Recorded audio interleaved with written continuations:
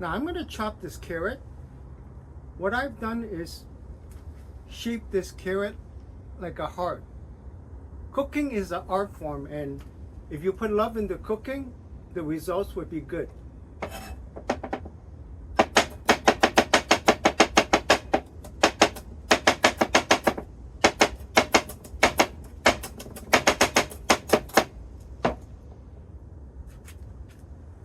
As you can see, it still retains the hard form, and I'm cutting it evenly.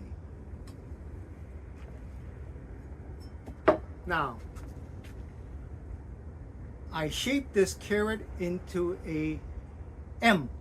What does M stand for? It's Mac Cantonese Chow Mein. So I'm branding this new world famous dish called Mac Cantonese Chow Mein with the carrot that I shaped into an M. So I'm going to chop it right now.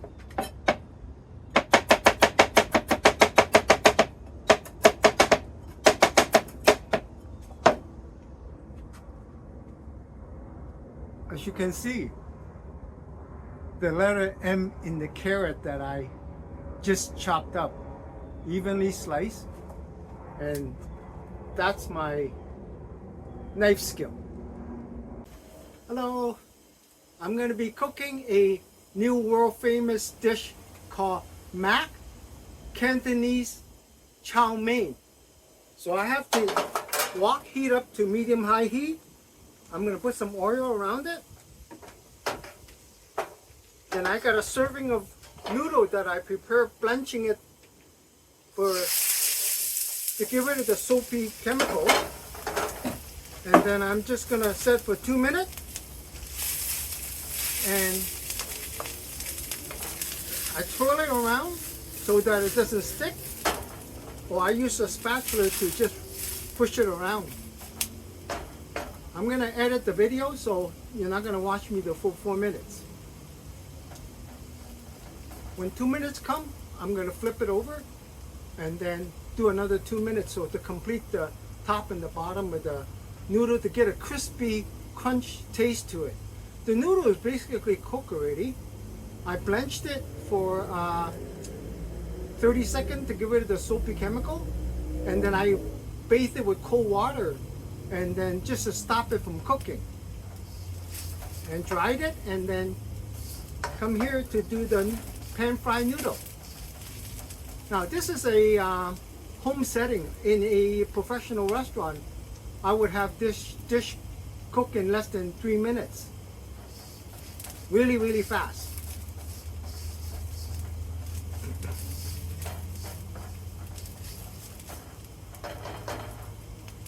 It's browning right now to make it crispy. Now, not every noodle is going to be crispy. The bottom portion is going to be crispy. The middle is going to be soft, chewy. So you have a texture of crispiness and chewiness.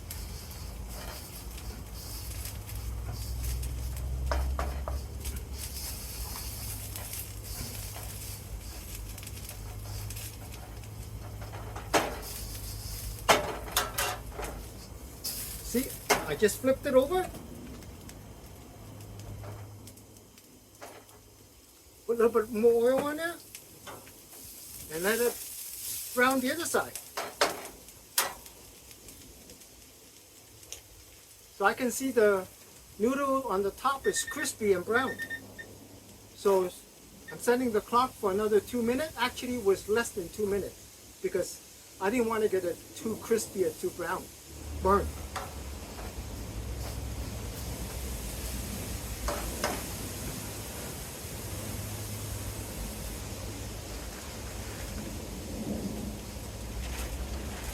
Now some people like it more crispy, so you will let it cook a little bit longer.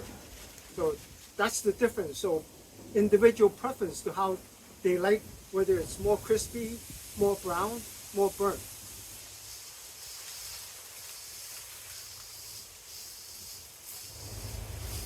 So I'm just making sure it doesn't stick to the bottom. I can do this, I can twirl it around. And that tells me that it's not sticking when it twirls around.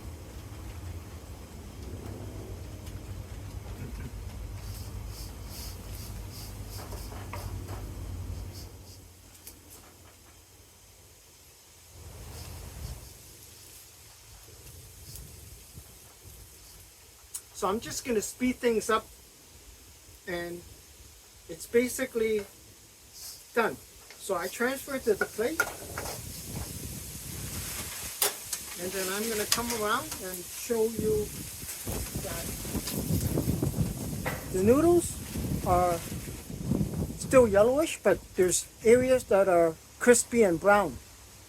Okay, and then I'm going to cook the ingredients that's going to go on top of it.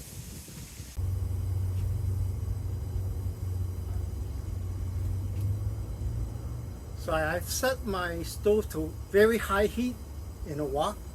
The temperature is just picking up. I'm going to put some oil in there.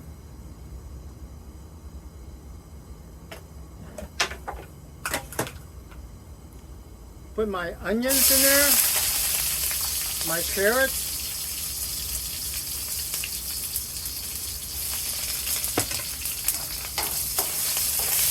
it's browning very fast, so I'm going to pick this up so that it doesn't overcook.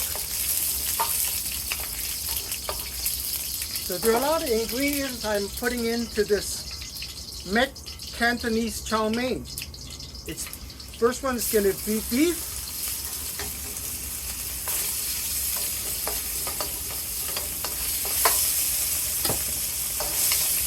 So I'm going to cook the beef now, and add a little bit of oil.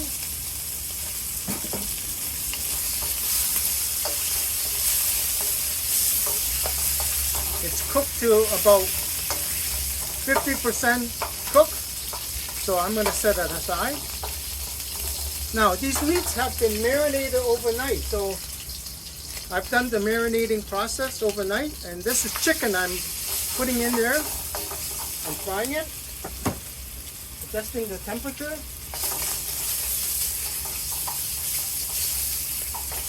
The key is that to not overcook things. Now, I'm doing it not in a restaurant. In a restaurant, I would have it so fast that it would be done in 2 minutes, less than 2 minutes. So the chicken is, I cook it a little bit more than the beef, probably to about 60% done.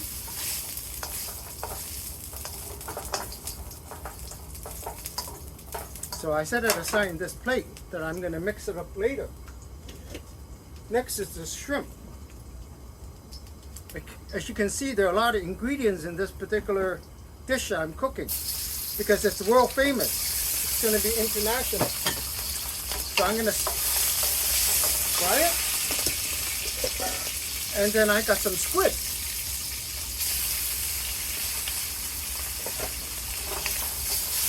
Now, seafood is cooked very fast, so just watching it to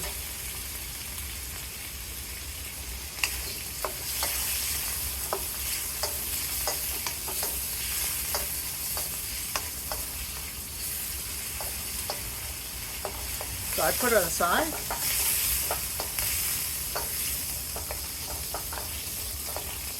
It's about 60% cooked as well. So I have some Chinese vegetables. I'm just going to stir fry a little bit.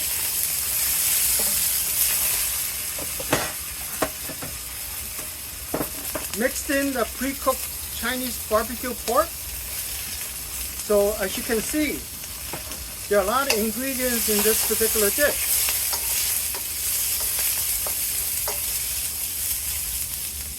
So you just want the vegetable to cook, not to overcook it. So I'm done here. So what I'm going to do is put everything together.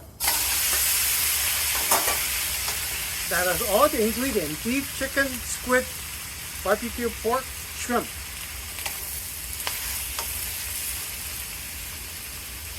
And then I'm going to mix it up so that I'm going to finish cooking it.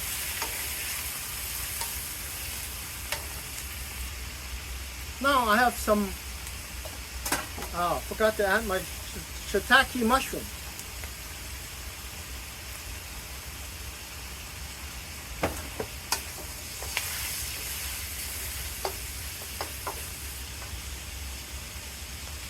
Cooking at a very high temperature well, high enough in the home environment, but in a kitchen, it's probably 1,000 degrees at least.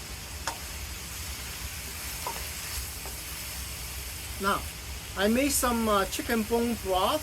You can use pork bone broth to set the gravy. So I'm adding in the amount that I need. I'm going to measure the salt, soy sauce,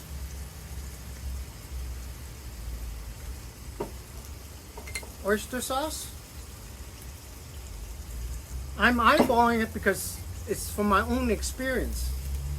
So I know what the amount that I need to get the desired taste. So it's finished cooking almost. Now I have got cornstarch. Oh. So the cornstarch is going to thicken the gravy.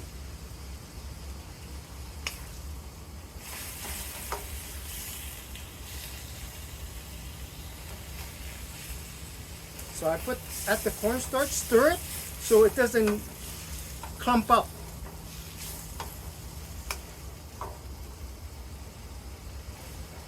Get the right amount in there so that it thickens the gravy.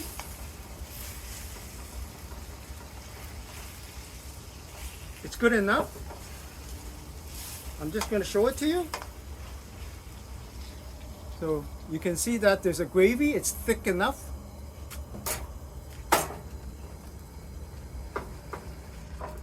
Shut my fire off.